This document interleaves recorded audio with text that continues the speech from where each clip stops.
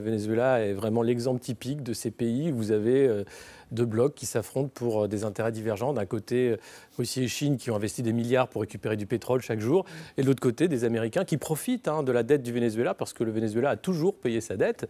La banque Goldman Sachs qui avait acheté plusieurs milliards en 2017 de parts de PDVSA, la compagnie pétrolière. Et puis, c'est une OPA hostile des États-Unis qui à un moment disent écoutez, cette compagnie pétrolière avec Citgo, etc., maintenant on va prendre les avoirs, on va les geler, on va les donner à Guaido. Vous avez la Banque d'Angleterre aussi d'un autre côté qui refuse de rendre l'or, plus d'1 milliard en lingots, en disant non, on ne sait pas ce qui se passe. Parce qu'ils ne reconnaissent pas la réélection de Maduro. Voilà. Sachant que cette réélection a eu lieu, alors certes, on peut la critiquer sur la façon dont ça a été tenu, on peut critiquer aussi le pouvoir et les dérives autoritaires de Maduro. Il y a un processus électoral particulier. Avec l'opposition aussi qui a refusé de participer à plusieurs élections. Qui avec refuse des opposants aussi... en prison aussi au moment de la présidence. Alors il y a beaucoup d'opposants en prison, il y a eu des morts aussi, l'armée a tiré sur la foule. Vous avez évidemment une dérive autoritaire du pouvoir, mais vous avez aussi une opposition qui refuse le dialogue.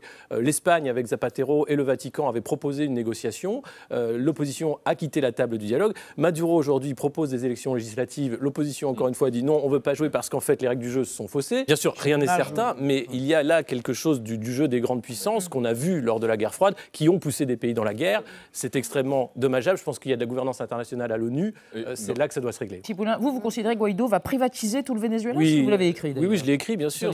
Il est de gauche. Privatiser, ça veut dire qu'il est là pour vendre la compagnie d'État pétrolière pour qu'enfin les États-Unis puissent faire main basse. Il y a les réserves d'or aussi qui sont là, le gaz. Mais il faut rappeler aussi que le Venezuela, ce régime chaviste, c'était le 3e pays cité dans les Swiss Leaks en 2015. Vous avez plus de 1000 personnes qui ont bénéficié de la banque HSBC pour cacher des avoirs dans les paradis fiscaux.